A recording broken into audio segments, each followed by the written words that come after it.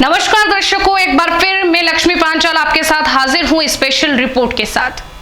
हमारे भारत में ऐसे कई महान व्यक्तित्व के धनी व्यक्ति रहे, महापुरुष रहे, जिनको हम आज भी याद करते हैं। आज हम याद कर रहे हैं पंडित दीनदयाल उपाध्याय जी को। आज उनकी जयंती पूरा देश मना रहा है और विशेषकर खबर 24 न्यूज भी इस आज स्पेशल डे पर पंडित दीनदयाल जी की उपाध्याय जी की जन्म जयंती पर आपके लिए स्पेशल रिपोर्ट लेकर आया है। पंडित दीनदयाल उपाध्याय का जन्म 25 सितंबर 1916 को मथुरा जिले के नगला चंद्रभान गांव में हुआ था। बचपन में उनके घर आए ज्योतिषी ने दीनदयाल जी की जन्म कुंडली देखी और भविष्यवाणी करते हुए कहा कि ये बालक आगे चलकर महान विद्वान और विचारक बनेगा। ये विलक्षण प्रतिभा का धनी होगा और इसकी गिनती देश के अग्रणी राजनेताओं में होगी, लेकिन ये विवाह के बंधन में नहीं बंधेगा। भारतीय राजनीति के पुरोधा पुरुष पंडित दीनदयाल उपाध्याय की आज जयंती है। दीनदयाल वर्ष 1953 से 1968 तक भारतीय जनसंघ से जुड़े रहे। इनकी पहचान गंभीर दार्शनिक, पत्रकार, गहन चिंतक होने के साथ साथ समर्पित संगठनकर्ता और नेता के तौर पर होती है। भारतीय जनता पार्टी की स्थापना के समय से ही पंडित दीनदयाल उपाध्याय पार्टी के वैचारिक मार्गदर्शक और नैतिक प्रेरणा स्रोत रहे हैं। इनके अंत्योदय के सिद्धांत पर आज भी भाजपा के घोषणा पत्र तक तैयार होते हैं। कहा जाए तो आज भी भारतीय जनता पार्टी के कार्यों में दीनदयाल के सोच का असर दिखाई पड़ता है। वे भारत माता के ऐसे सपूत थे जिन्होंने अपने कार्यों और विचारों से लोगों को अपनी ओर आकर्षित किया। पंडित दीनदयाल उपाध्याय ने आजादी के बाद खुशहाल, समृद्ध और विकसित भारत के निर्माण के लिए अंत्योदय का सपना देखा था, जिसके लिए वे जीवन भर संघर्ष करते रहे। उनके अंत्योदय के सिद्धांत का मतलब भारत के अंतिम व्यक्ति को समृद्ध करना ही था। आज उनके जन्मदिवस के अवसर पर उनके जीवन के बारे में बेहद ही महत्वपूर्ण बातें हम जानेंगे। पंडित दीनदयाल उपाध्याय का जन्म, जो कि 25 सितंबर 1916 को मथुरा जिले के चंद्रभान में हुआ था, और बचपन में जब उनके घर में एक ज्योतिषी आए थे तो उन्होंने जन्म कुंडली दीनदयाल जी की देखी थी और उसमें भविष्यवाणी की थी कि ये बालक तो आगे चलकर महान विद्वान और विचारक बनेगा। ये विलक्षण प्रतिभा का धनी भी होगा और इसकी गिनती देश के अग्रणी राजनेताओं में होगी, लेकिन ये विवाह के बंधन में नहीं बनेगा। आगे चलकर ज्योतिषी द्वारा कही गई सभी बातें सही सिद्ध हुई। बालक दीनदयाल ने अल्पायु में ही अपने माता पिता को खो दिया था, जिसके चलते ननिहाल में उनका पालन पोषण हुआ। बचपन से ही उनका दिमाग पढ़ाई लिखाई में खूब चलता था। पंडित दीनदयाल उपाध्याय ने हाई स्कूल की शिक्षा राजस्थान के सीकर में प्राप्त की। पढ़ाई लिखाई में बहुत अच्छा होने के चलते सीकर के तत्कालीन नरेश ने उन्हें एक स्वर्ण पदक, किताबों के लिए 250 रुपए और 10 रुपए की मासिक छात्रवृत्ति से पुरस्कृत भी किया था।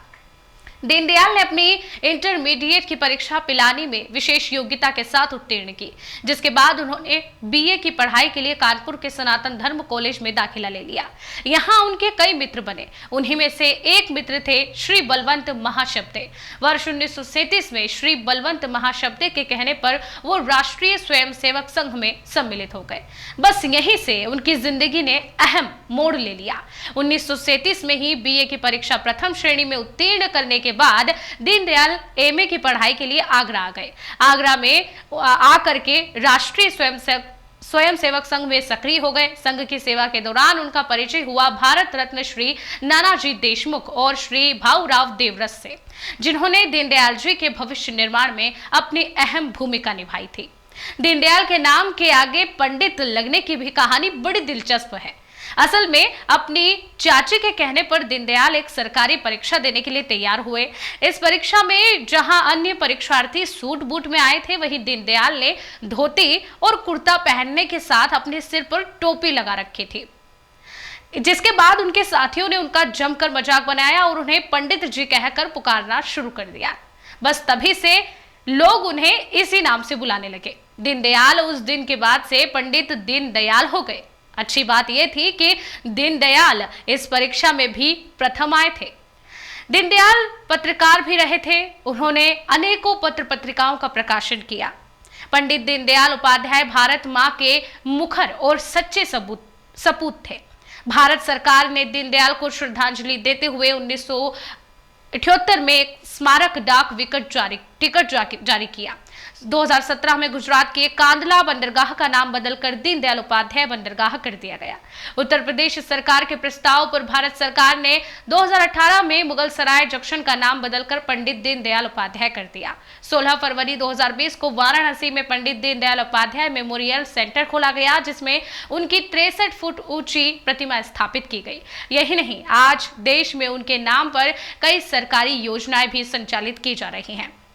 डॉक्टर श्यामा प्रसाद मुखर्जी ने दीनदयाल उपाध्याय के लिए कहा था, अगर मुझे 2 दीनदयाल मिल जाए तो मैं भारतीय राजनीति का नक्शा बदलकर रख दूंगा। 1953 में श्यामा प्रसाद मुखर्जी की रहस्यमय मृत्यु के बाद दीनदयाल ने जनसंघ को आगे बढ़ाने की जिम्मेदारी अपने कंधों पर ली।